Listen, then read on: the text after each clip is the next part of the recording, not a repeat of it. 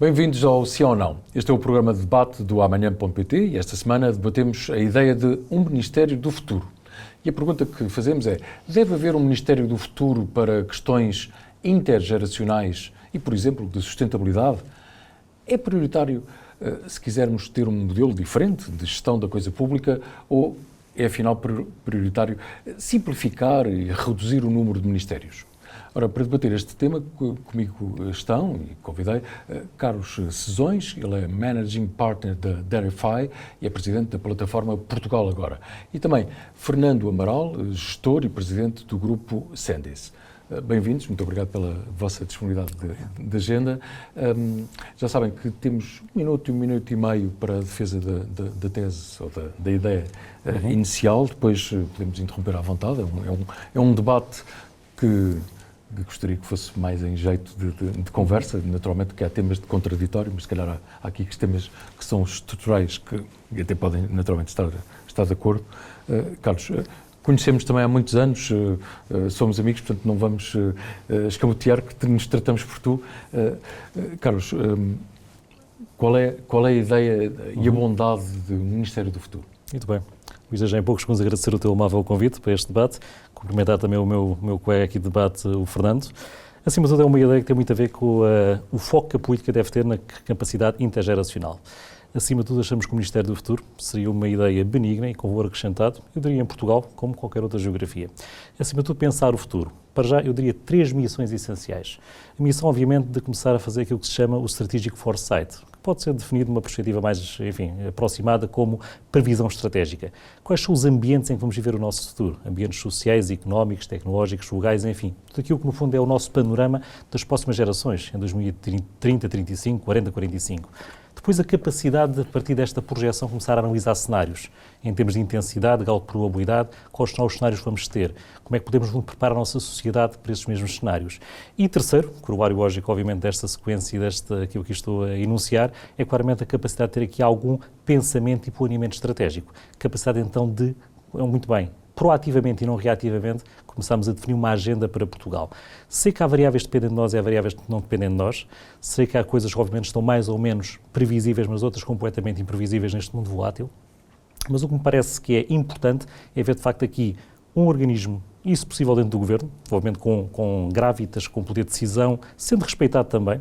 Eu até num artigo que escrevi recentemente disse que o conteúdo é importante, mas às vezes a forma também é importante, e já que temos aqui culturalmente uma reverência hierárquica tão forte ao Governo, ao Sr. Ministro ou à Sra. Ministra, se preferirem, acho que é importante, no fundo, ter aqui esta perspectiva de um Ministério que olhasse para estas questões transgeracionais, tivesse uma agenda transversal em muitos temas, estamos agora a falar aqui de seguida, mas vão desde as tecnologias à saúde, à longevidade, à demografia, às migrações, há aquilo que é as alterações climáticas e a transição energética, enfim, temas que vão afetar muitas gerações e nas quais eu acho que, provavelmente, os políticos que estão, obviamente, neste momento em funções de poder, não têm tantos incentivos a agir sobre elas, porque eleitoralmente, naturalmente, estão mais ancorados ao curto prazo, às emergências e àquilo que o eleitorado, 4 em 4 anos, vai, obviamente, tentar, avaliar.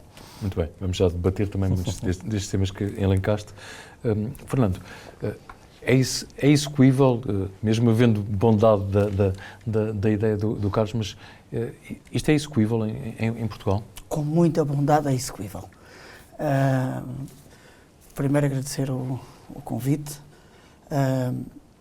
Com muita bondade é execuível, mas eu acho que há aqui alguns temas que mexem muito com a natureza humana. O político está sempre limitado a 4 anos. Eu costumo dizer, às vezes em jeito de brincadeira, quando se tem um filho, imaginarmos que o pai vai a votos de 4 em 4 anos. Será que as decisões que ele tinha que tomar em relação ao filho, quando lhe pede para sair à noite, é exatamente a mesma se daqui a 6 meses forem as eleições para ver se ele continua ao pai ou não? Se calhar, não, a decisão seria outra. O problema que nós temos aqui, essencial, a ideia é benigna, é uma ideia muito interessante, mas é uma ideia que não é fácil de implementar, porque temos aqui um período de 4 anos com o qual temos que viver. E, portanto, as pessoas, costuma-se dizer, já ouvi isto até de alguns políticos, dizer que são eleitos para ser reeleitos, não são eleitos para fazer o certo. E portanto, o que estamos aqui a falar é ser eleito, é fazer o certo. Portanto, quando falamos no Ministério do Futuro, falamos de planeamento, de estratégia, de questões que são mais do que 4 anos, como o ambiente, como até tecnologia. Portanto, há uma série de questões que vão para além dos 4 anos, que devia haver um pacto entre os principais partidos para que determinadas coisas acontecessem dentro de determinadas bitolas, de um determinado enquadramento, mas depois esses mesmos partidos vão competir por um lugar dali a 4 anos, dali a 3 anos, dali a 2 anos, dali a 1 ano, e isto vai criar grandes complicações, embora, portanto, vou terminar, como comecei, a ideia benigna, a implementação da ideia é muito complicada. Mas continuando o raciocínio, a questão aqui é, será que em Portugal, além desta questão dos 4 anos do poder legislativo e da duração de um governo, mas será que em Portugal os políticos estão preparados para discutir estas matérias de médio e longo prazo? Precisamente pelo que acabaste de referir, há um foco muito eleitoral e muito no curto prazo. Eu acho que o problema não é só em Portugal. Eu acho que não estão preparados em lado nenhum. Se vamos para Angola, se vamos para Moçambique, se vamos para o Brasil, se vamos para os Estados Unidos, se vamos para a Inglaterra, se vamos para a França, se vamos para a Alemanha, temos esta limitação em graus diferentes, em perspectivas diferentes, mas temos este problema praticamente espalhado pelo mundo todo. Mas aqui aqui pode haver, portanto, uma visão sobre a questão do modelo de governance aplicado, portanto, ao Governo da República, digamos assim, mas na perspectiva, por exemplo, de um empresário. Isto seria execuível? Claro, então, mas o empresário português são dos melhores empresários do mundo, porque nós lidamos com políticos em Portugal que mudam os impostos todos os meses. Nós vemos o que é que acontece com os IRS, com os IRCs, com os IVAs, portanto, com coisas que as pessoas no dia-a-dia têm que lidar. Algum de nós consegue fazer um cenário como é que serão os impostos em 2025, só se quisermos fazer futurologia, aí sim, ter 2025 é já amanhã. Exatamente. Portanto, alguém consegue saber quanto é que se vai pagar de IRC, ou qual é a previsão. Mesmo algumas questões que saem em Orçamento de Estado para um determinado exercício, até essas, durante um ano, são alteradas, quanto mais nós falarmos aqui numa perspectiva de 8 anos, ou 10 anos, ou 12 anos. Portanto, e depois há outras componentes, é preciso não esquecer, a mais recente e se calhar a mais drástica foi o Covid, que foi completamente imprevisível. E, portanto, a única previsibilidade que nós conseguimos ter enquanto empresários é que não fazemos a mínima ideia como é que as coisas vão ser no futuro. Isto é a única coisa certa que temos. E depois pedem aos empresários para ter uma estratégia porque até quando se aumenta ordenados, quando se vai à procura de novos mercados, tudo isto obedece a regras, portanto, porque quer se queira, quer não, isto não trabalha só com receita, trabalha com custos, portanto, é nesta relação da receita e do custo que as coisas funcionam. E, portanto, é muito difícil. No Excel é fácil montar um business plan, montar um plano de negócios de um qualquer negócio, é muito fácil. Até porque no Excel, quando as coisas correm mal, é só ir ao lado do proveito e aumentá-lo. Portanto, e aquilo fica outra vez direitinho, o Excel volta a dar lucro, o Excel, não a empresa, mas no Excel volta a dar lucro e as coisas funcionam muito bem. Há bocadinho disse uma coisa muito bem, que é, disse várias, mas uma delas que eu vou destacar, que é deixarmos de atuar de forma reativa. Portanto, hoje em dia nós reagimos a coisas, acontece uma coisa qualquer, lá vamos, pumba, vamos a correr para fazer qualquer coisa. Isto dava a possibilidade de fazer algo ao contrário, que era, antes de acontecer, nós prepararmos as tropas, prepararmos toda a parte de logística, de aprovisionamento, de estoques, de tudo que é um negócio, e ter um approach, uma abordagem completamente diferente. E, portanto, a probabilidade de sucesso, eu acredito, que aumentava significativamente. Muito bem. Carlos, quando falamos da ideia do Ministério do Futuro, que já explicaste, portanto, na intervenção inicial, a dúvida é, há o risco de ser algo demasiado abstrato? Como é que se conseguia enumerar-se, precisamente, que tinha que ter uma força política também dentro do modelo de um governo? Eu acho que há a combater esse risco que existe efetivamente, mas permite-me só voltar atrás e concordar com o Fernando, e até partindo da analogia do Excel, eu diria que se calhar necessitamos de menos PowerPoints e mais folhas de Excel, no fundo, para prever o futuro. Fazendo uma análise de cenários, probabilidades, perceber o que é. Enfim, a cultura, acho que portuguesa precisa um pouco mais de perceber também questões de correlação, questões, no fundo, de causalidade, de perceber o futuro, enfim. Isso é fundamental, obviamente, mas é uma questão cultural e eu acho que só com muita consciência cívica e inevitável, obviamente, pressão da opinião pública é que estas coisas ganhariam importância e ganhariam tração. Sobre a questão do abstrato, sim, a Luís, há claramente esse risco. O que importa claramente é, no fundo, que um governo tenha a coragem de definir que a sua missão é só não cuidar das gerações atuais, mas também das gerações que, futuramente, nestas próximas décadas, vão viver este país, vão continuar este país e que necessitam termos aqui algum acautelar de várias dimensões, daquelas que já mencionámos e outras, obviamente. Obviamente, para fazer isto acontecer... Desculpa, sim. mas só para quem nos está a acompanhar perceber melhor. Mas, por exemplo, como é que no dia-a-dia de um governo poderia haver um Ministério do Futuro que aborda, por exemplo, questões que têm impacto intergeracionais nos próximos longos anos, por exemplo, e que tem de interagir com o Ministério da Segurança Social ou com o Ministério da Saúde ou enfim, uma série de outros ministérios quando falamos de políticas públicas que têm impacto a médio e longo prazo. Seria claramente, usando aqui uma analogia dos modelos de estrutura e design organizacional, uma estrutura matricial, claramente, em que basicamente o que são os outputs deste Ministério, estamos a falar de consultas públicas, auscultações prévias, decretos-lei, portarias conjuntas eventualmente com outros ministérios, enfim, tudo o que era um output de previsão, estudos também seguramente, enfim, mas tudo o que fosse na perspectiva de output e deliverable deste tipo de Ministério, teria obviamente de ter aqui uma matricialidade com todos os outros ministérios. Obviamente citaste alguns, a questão, por exemplo, da Segurança Social e da Saúde, para perceber como é que se financia o Estado Social do futuro, uma perspectiva demográfica e até de longevidade,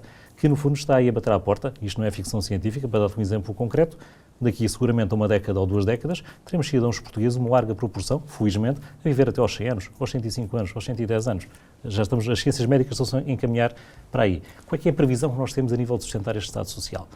As pessoas fazem contas tipicamente, eu digo assim, que a 10 anos, geralmente dizem-nos está tudo bem, mas obviamente temos a noção, quem usa um pouco mais o Excel, e o Fernando digo que seguramente concordará comigo, até porque é assim que se fazem negócios e planos de negócios, ou pelo menos perspectivas e cenários de negócio, no fundo temos de ter noção que obviamente que esse cenário não é seguramente tão benigno como aquilo que nos pintam. E, portanto, quer nesta perspectiva de, mencionei saúde e segurança social, quer na perspectiva, no fundo, daquilo que é, por exemplo, a disrupção tecnológica que aí vem. Os próximos 10 anos vão ser dos mais disruptivos da história da humanidade. Vão-nos afetar a nós claramente. E, portanto, sim, eu viria aqui uma perspectiva matricial, em que claramente há aqui um conjunto de grandes temas elencados, sociais, ciências sociais e humanas, outros ciência e tecnologia, outros provavelmente mais numa perspectiva ambiental e transição energética e outros, que matricialmente tinham de ser debatidos com os respectivos ministérios mais hard e mais focados, para essa expressão, este foi chamar mais matricial e mais soft, mas claramente em que estes temas estão em cima da mesa e durante esta legislatura vamos tomar passos, se possível com um consenso nacional e com acordos de regime, que são muito falados, mas eu diria pouco praticados, para no fundo nos irmos preparando enquanto sociedade para os desafios que aí vêm. Portanto, sim, eu estou a ver, no fundo, os outputs serem perfeitamente alinhados com outros ministérios e a ver aqui esta agenda para o futuro. Mas esta pergunta é para ambos, mas, por exemplo, quando olhamos para organizações, enfim, sobretudo privadas, portanto, mais empresas, e já há departamentos para, por exemplo, a felicidade, ou há departamentos, cada vez mais, para a sustentabilidade, mas aí sempre numa lógica mais ambiental. Mas já vai havendo departamentos também do futuro. Isso faz sentido? Isso aplica-se também às empresas? Ou seja, as empresas começarem e às vezes contagiarem o Estado, não sei. Eu diria, vou só dar aqui a nota, porque é uma área que eu conheço bem, que trabalho neste mundo da consultoria, mais aplicado ao capital humano e ao talento. Eu diria que muitas vezes as questões da felicidade dos chamados clima organizacional têm muito a ver com o curto prazo. Portanto, aí não estou a ver uma grande preocupação com o futuro. Felizmente, grandes organizações, já tem aqui uma robustez de olhar para o futuro, tem aqui departamentos de perspectiva, departamentos de inovação, pessoas focalizadas em idealizar os produtos do futuro, os modelos de negócios do futuro, os consumidores e clientes do futuro, enfim. E felizmente já há alguns bons exemplos no mundo das tecnologias e não só nessa perspectiva. E sim, podem-se beber aí bons exemplos e boas práticas para aplicar no Estado. E mais uma vez, a questão é, no fundo, começar a tornar isto culturalmente como um processo. E eu acho que culturalmente ainda não é um processo. Acima de tudo, estamos muito, como disseste há pouco e muito bem, focados no curto prazo. E o Fernando também focou isso. Apagar fogos, a emergência, as listas de espera na saúde, a questão da reivindicação dos médicos, a questão da reivindicação das forças de segurança, e é tudo muito legítimo, muito bem. Então precisamos de alguém que, no fundo, que seguramente olhe para o futuro e perceba como é que podemos desenhar o futuro a partir de agora. E acho que esse é o fundamental neste tema. Mas, pegando nessa pergunta, tenho mais umas quantas. Eu estou-vos a ouvir falar e estou a imaginar alguém que nos esteja a ouvir agora. O primeiro problema que nós temos quando falamos de futuro é que a maior parte das pessoas que nos ouvem, que nos estão a ouvir neste momento, têm um problema no presente. E, portanto, é muito difícil. Começa logo por aqui, na implementação. A gente pode fazer todos os estudos que nós entendermos e possivelmente vamos chegar aqui a um racional que é as respostas que vamos ter. Antes de fazer os estudos, nós já sabemos quais elas são. Mas ok, é a confirmação da percepção que tínhamos.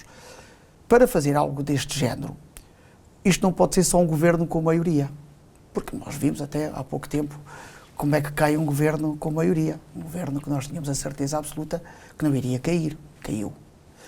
E, portanto, isto tinha que ser algo, devia ser concertado com várias linhas, com vários partidos, para quando sai... regime. Claro, para quando sai um, quando entrar o outro a seguir, não fazer o reset e começar... E não vou discutir a questão do logotipo, se é bonito, se é feio, se só 3 cores. Deixar isso de lado. Porque com a mesma facilidade que um mudou, foi exatamente proporcional à facilidade que o outro veio a seguir e mudou. E este é o problema que nós temos. Porque nós, quando falamos de ambiente, até de assuntos que hoje em dia são mais pesados e que começam agora a ser mais óbvios, é preciso não esquecer que eles começaram a ser falados há décadas atrás. Ninguém fez nada. E hoje nós dizemos que aquela zona do planeta tem metade do gelo, e ontem houve um país que teve 52 graus, e todos nós vemos que isto está a acontecer. Na realidade, não há força política, e portanto nem sequer estamos a falar de Portugal, para se mudar isto. Porque isto tem que ser um acordo, tem que haver esse acordo de regime, porque tem que ir para além de um partido, porque quando se troca de partido não se pode trocar de políticas. Portanto, nós não podemos estar a ir... Nenhuma empresa funciona assim. Portanto, nenhuma empresa funciona num dia estar a trabalhar, a correr numa determinada direção e no outro dia mudar. Pode mudar, mas é pelo racional do custo. Montou-se uma estratégia que não funcionou, não resultou, não está a funcionar bem, e ou tens outra ideia melhor, ou queres explorar outra coisa, tudo bem. Agora, andarmos todos os dias neste zigue-zague de operacional, que muda-se de governo, muda-se de ministro, muda-se... Acho que era Platão que falava do ditador bom. E era qualquer coisa assim, para haver um Ministério do Futuro, tinha que haver um ditador bom, que era, e Platão já foi há alguns anos, falava nisto,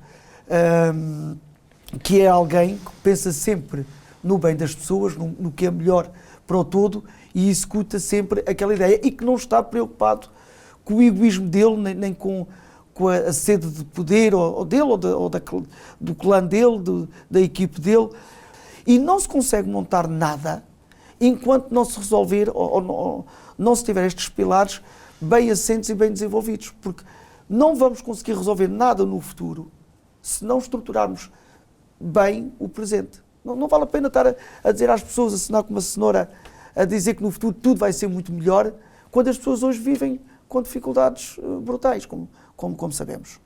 Não é um gabinete de estudos, portanto tem de ter algum poder, mas o Ministério do Futuro, dentro de um governo que tem vários ministérios, como é que essas recomendações e projetos poderiam ser integrados com as políticas dos outros ministérios na prática? Porque se for apontar um determinado cenário e dizer, olha, isto a médio prazo é assim, e o ministro ao lado diz, pois, mas eu estou preocupado, como estavas a referir, com aspectos de curto prazo, como é que isto se conseguiria articular? Eu diria, acima de tudo, o que eu posso dizer agora pode parecer muito clichê, mas acredito perfeitamente nisso, com a consciência coletiva de que o país não é só o país do presente, mas também o país do futuro. Claro. E eu acho que há muito falta dessa consciência nos políticos atuais. E Eu também dar aqui uma nota, não vou fugir à tua pergunta, Luís, mas também dar uma nota como é que se constrói isto. Isto não é apenas, no fundo, ter aqui um conjunto de sábios, eventualmente um ministro, dois ou três Estados de Estado, um conjunto de sábios ali, um think tank ao lado, a pensar, a beber práticas internacionais, a beber as tendências de Silicon Valley, a perceber como é que as ciências médicas estão a programar a nossa longevidade, enfim, não é apenas isso. E, no fundo, também ter aqui algo de colaboração e cocriação. E, no fundo, ter aqui um projeto construtivo com a sociedade, de ir beber seguramente a fundações, a think tanks nacionais, associações empresariais, no fundo, universidades, obviamente, centros de investigação, que em Portugal também já pensa ao futuro, mas não tem voz. Atenção, há aqui muito conhecimento em Portugal que não é aproveitado pelos decisores políticos. E eu, no fundo, gerindo uma plataforma cívica, tenho essa noção, porque, obviamente, ao escutamos muito, comunicamos muito e temos, obviamente, essa noção na plataforma Portugal Agora. E, portanto, isto também é um esforço de cocriação e de colaboração. E, obviamente, indiretamente à tua questão, como é que isso tudo depois se agiliza em questões práticas? Eu diria, obviamente, com consenso entre aquilo que, no fundo, é o compromisso entre o curto prazo e o médio e longo prazo. Eu, se no fundo, estiver aqui com uma proposta de como dar sustentabilidade ao Estado Social nos próximos 10 a 15 anos, eu vou ter, no fundo, de sacrificar algo no presente, mas dizer às pessoas com verdade e autenticidade que eu vou ter, no fundo, algo melhor para os nossos filhos. E, obviamente, que o país tem de continuar. O país não se esgota em 2024 ou 2025, vai continuar nas próximas décadas. E, portanto, este discurso de verdade e de autenticidade, que eu sei que é difícil, eu sei que depois custa votos porque se calhar, mas também se ganha outros votos. E sempre vi políticos com este discurso, um pouco por todo o mundo, no fundo, a ter sucesso, porque, obviamente, mais cedo ou mais tarde as pessoas revêem a autenticidade e, no fundo, a bondade dos princípios, mas também, no fundo, a firmeza da ação. E há geografias que, obviamente, já implementaram algo parecido. Singapura tem excelente governance na perspectiva prospectiva, a Finlândia e os países nórdicos tipicamente também. Emirados Árabes Unidos, ainda há uns tempos, lançaram aliás, criaram um cargo, Ministro de Estado e para a Inteligência Artificial, para perceber como é que o mundo vai mudar, o mundo, obviamente, nos Emirados, nesta perspectiva. Portanto, no fundo, há boas práticas em que possamos beber.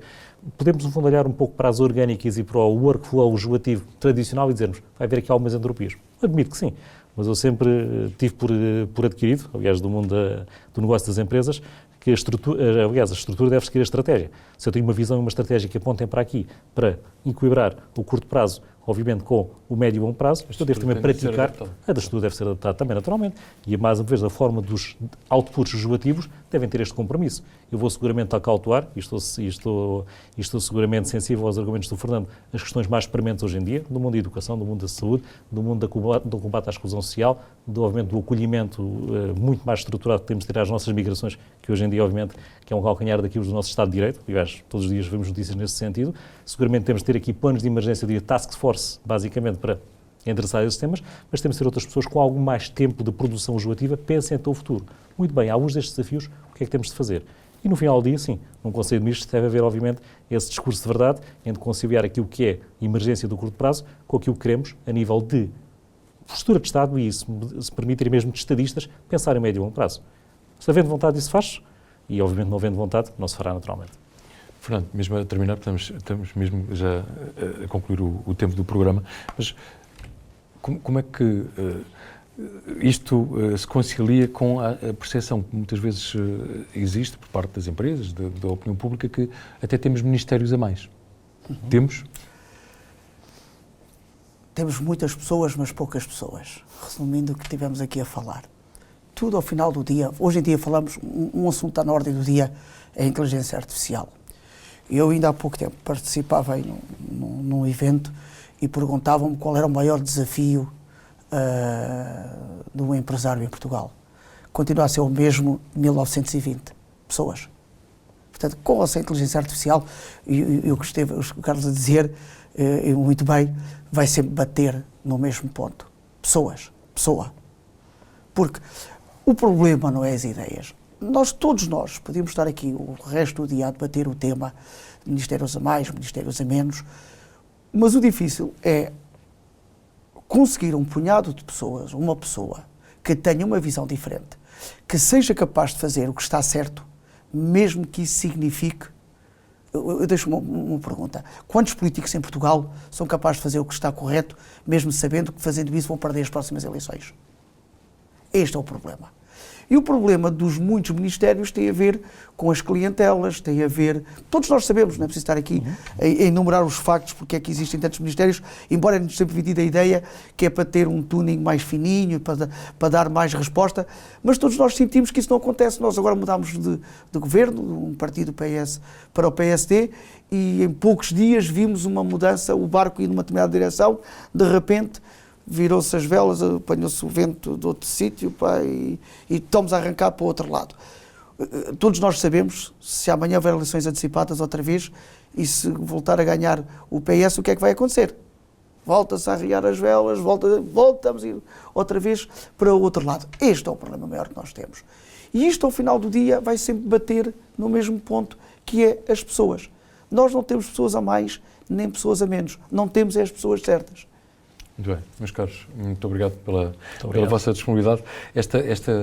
Esta ideia para nós faz todo sentido neste projeto Portugal Amanhã, como sabem, porque um dos propósitos deste projeto editorial, multiplataforma, é pensarmos o país, pelo menos há 20 anos, com a missão de, bom, em 2043 Portugal irá celebrar 900 anos do Tratado de Zamora e, portanto, olha, bora pensar um bocadinho a 2 décadas num país que não pensa muito a médio e longo prazo. Mais uma vez, muito obrigado pela vossa disponibilidade.